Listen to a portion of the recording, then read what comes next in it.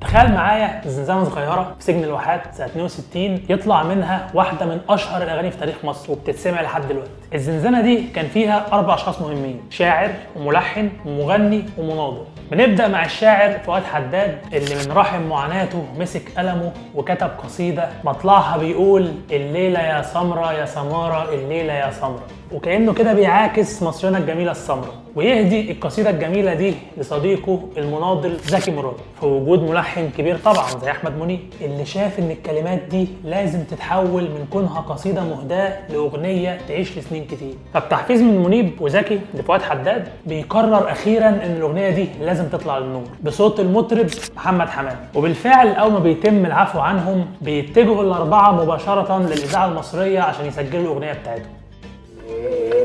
الليلة الليلة يا سمرة يا سمرة الليلة يا سمرة الليلة الليلة ده الليلة يا سمرة يا سمرة الليلة يا سمرة. ونيجي بعدها ب 19 سنة لما أحمد منيب يكتشف صوت الشاب الأسمر محمد منير ويقرر إن منير يعيد غنائها لكن بتوزيع جديد طبعا، واللي معاها التوليفة دي بتنتشر انتشار كاسح طول فترة الثمانينات، الفترة اللي شهدت عودة أراضي سيناء في 82 وعودة طابة في 89.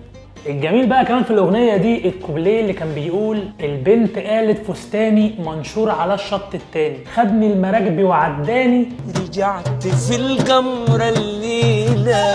اللي ناس كتير ولحد اللحظة دي أمنت وصدقت إن الكلمات دي مكتوبة لعبور 73 في رسم دقيق ومفصل للوحة يوم النصر وعبور القناة.